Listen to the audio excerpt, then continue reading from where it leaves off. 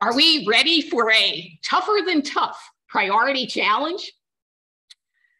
As we know, life has many challenges, and an important one centers around priorities, setting them and living them.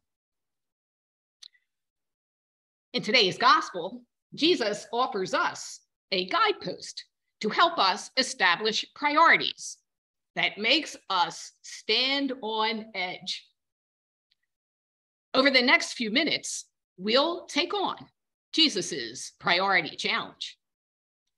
We'll look at what this means at a deeper level and how we are called to discern priorities in the ordinary and extraordinary moments of our lives. So, what is the essence of Jesus's priority challenge? I believe he's saying, don't use precious relationships, possessions, a sense of pride, or anything else as an excuse for not being who we're meant to be or doing what we're called to do. In my mind, this kind of challenge requires three things. First is discernment, mentioned a couple of times in today's reading from Wisdom. It's imperative that we listen deeply and draw from God's spirit of wisdom within us, as well as in nature and in the people that surround us. Second, it takes courage, not only to enter the discernment process, but to then act on what we discover there. Sometimes living out God's ways comes at great cost. Thirdly, we need inner freedom to let go of whatever relationships or fears may be preventing us from following God's ways for us. Discernment, courage, and inner freedom are foundational to authentically living Jesus's priority message.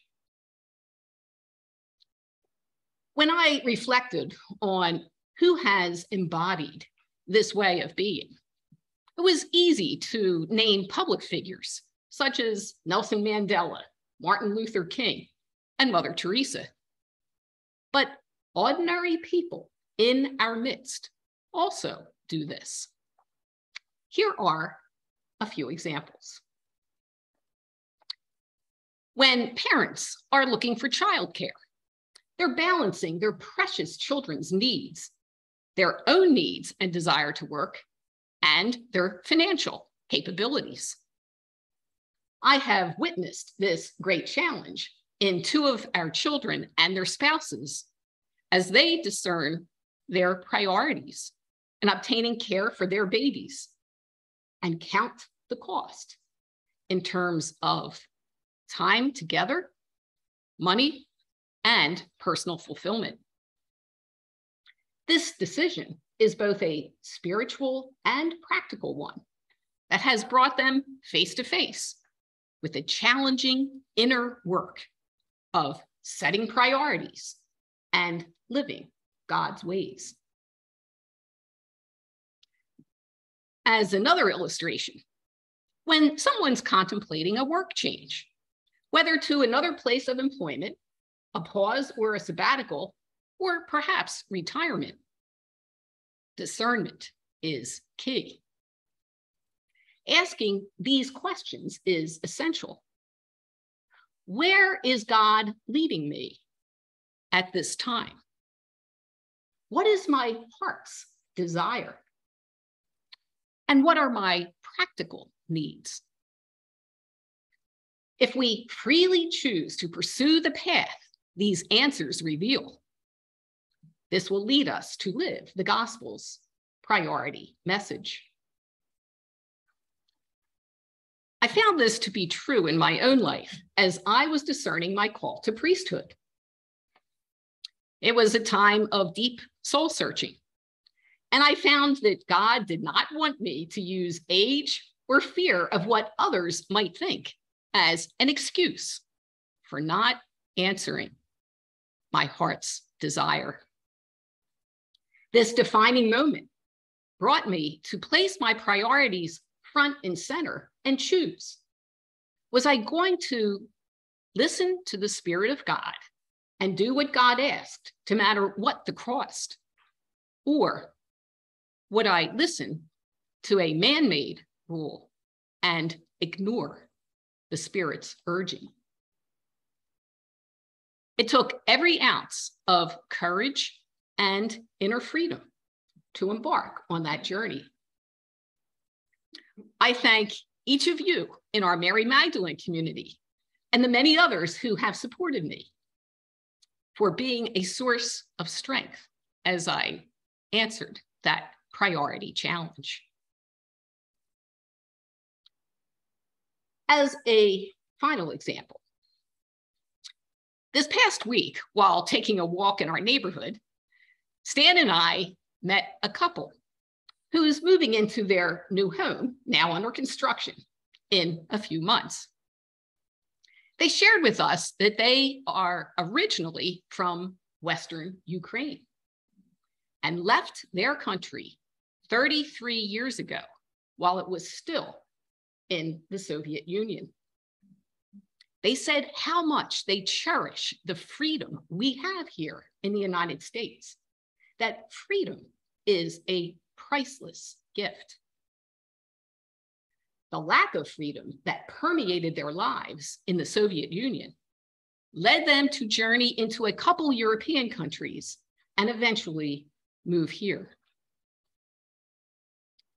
They went on to say that one of their relatives had been living in Moscow. In recent weeks, they fled Russia because they could no longer tolerate what was going on there with the loss of freedoms for the Russian citizens, such as government controls on media and people being arrested without credible charges. Both the people we spoke with and the people that were living in Russia had to look deep within themselves, listen closely to their convictions, inner wisdom, and what the Spirit was leading them to do, and then courageously answer the call to leave and begin a new life of freedom elsewhere. The cost of leaving was painfully high as they left their homes, their jobs, and their friends. But the cost of staying would have been higher. Their experiences of struggle, journey, and moving on reflect the true meaning of answering Jesus's priority challenge. And I'm grateful to them for sharing a tender part of their heart with us. Each of these previous examples highlights a priority challenge. Caring for family members, experiencing a change in work or moving into a new life chapter, and living a journey of conviction that takes us places we never thought we'd be. I think, though, that it's also important for us to discern the essence of our own being and make that a priority. For instance, are we a teacher at heart? Were we born to play? Are we an activist that likes to mix things up? Are we about bringing people together? Are we a questioner, a listener, a learner, a healer, naturally funny? Are we someone who brings music to every situation?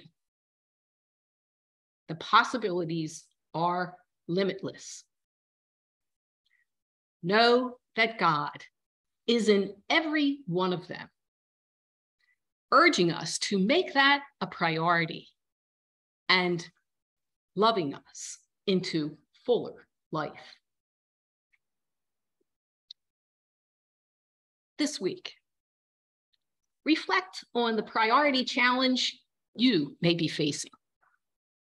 Sit with God and together sort through what is calling you to follow it and what may be preventing you from doing it. I close with these words from Mahatma Gandhi. Your action expresses your priorities. Live your priorities. Be who you are and do what you're meant to do.